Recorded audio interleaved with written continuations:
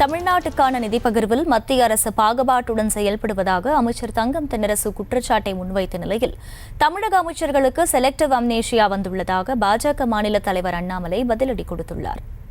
தொடர்ச்சியான இயற்கை பேரிடர்கள், இந்த பேரிடர்களில் வந்திருக்கக்கூடிய பணம் நம்ம தான் கொடுத்துருக்கோம். மத்திய அரசாங்கத்திலிருந்து ஒன்றுமே நமக்கு அதுக்கான இன்னும் பணம் வரல. வெறும் 776 கோடி ரூபாய், அதுவும் நம்முடைய ஸ்டேட் டிசாஸ்டர் ரிலீஃப் ஃபண்ட்லேருந்து வரக்கூடிய தவணையிலேருந்து அவங்க கொடுத்துருக்குறாங்க.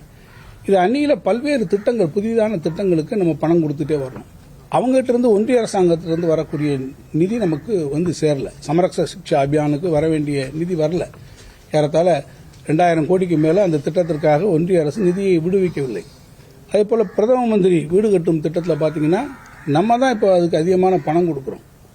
பேரு பிரதம மந்திரி வீடு கட்டும் திட்டமாக இருந்தாலும் சரி, அவங்க திட்டத்தோட இதே உயர்த்தலை. ஆனால் கலைஞர் வீடு வழங்கும் திட்டத்துக்கு பார்த்தீங்கன்னா நம்ம இப்போ 3,80,000 கொடுக்குறோம்.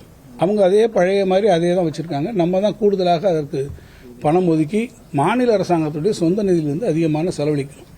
இது தவிர தமிழ் புதல்வன் திட்டமாக இருந்தாலும் சரி, காலை உணவு திட்டமாக இருந்தாலும் சரி, புதுமை பெண் திட்டமாக இருந்தாலும் சரி, நான் முதல்வன் போன்றிருக்கக்கூடிய எல்லா திட்டங்களையும் மாநில அரசாங்கம் தன்னுடைய சொந்த நிதியிலிருந்து நாம் செலவழித்துக் கொண்டிருக்கிறோம். மத்திய அரசாங்கத்துக்கு அவங்க கொடுக்க வேண்டிய பங்கீடு வரணும் இல்லையா? அந்த பங்கீடு அவங்க நமக்கு கொடுக்கறதே இல்லை.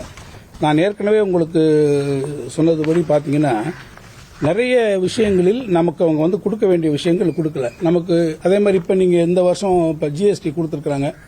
எப்படி நிதி ஒதுக்கீடு வந்திருக்கிறது? மொத்த நிதி பகிர்வு டெவல்யூஷனில் கொடுக்கணும். அவங்க ஆளக்கூடிய மாநிலங்கள், அவங்களுடைய கூட்டணி கட்சி ஆளக்கூடிய மாநிலங்கள், உத்தரப்பிரதேசம், மத்திய பிரதேசம், பீகார் போன்றிருக்கக்கூடிய மாநிலங்களில் மொத்த நிதி பகிர்வில் 40% அவங்க வாங்கியிருக்காங்க. குறிப்பாக உத்தரப்பிரதேசத்துக்கு மாத்திரம் பார்த்தீங்கன்னா 31,039 கோடி உத்தரப்பிரதேசம் மட்டும் போயிருக்கு. பீகாருக்கு 17,403 கோடி, மத்திய பிரதேசத்திற்கு 13,582 கோடி போயிருக்கு.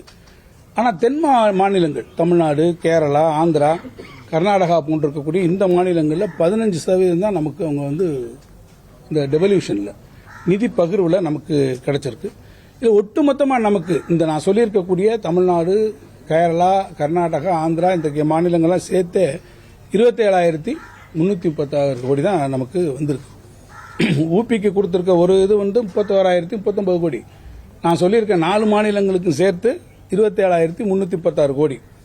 அதில் தமிழ்நாட்டுக்கு இந்த 27,336 கோடி நம்முடைய தென் மாவட்ட மாநிலங்களில் தமிழ்நாட்டுக்கு மட்டும் அவங்க கொடுத்திருக்கிறது வெறும் 7,057 கோடி தான் கொடுத்திருக்காங்க.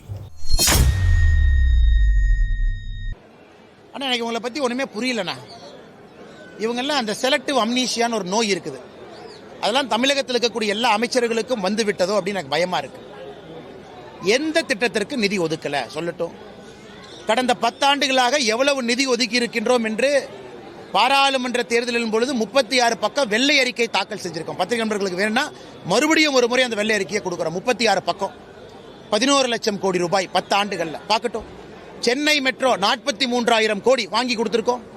இத்தனைக்கு இவங்க வந்து மாநில அரசு ப்ராஜெக்டை டிக்ளேர் பண்ண பிறகு மத்திய அரசு பணமே கொடுக்க கூடாது. ஆனால் இதனால் மக்கள் பாதிக்கிறாங்க. இவங்க அரசியலுக்காக மக்கள் எதற்கு பாதிக்கப்பட வேண்டும் என்பதற்காக பிரதமர் கடிதம் எழுதி 43,000 கோடி ரூபாய் சென்னை மெட்ரோக்கு வாங்கி கொடுத்திருக்கோம். என்ன இவங்கெல்லாம் அதெல்லாம் காதில் என்ன உங்களுக்கு என்ன பஞ்சு வச்சு அடைச்சிருக்காங்களானே? கண்ணு தெரியாதா அவங்களுக்கு?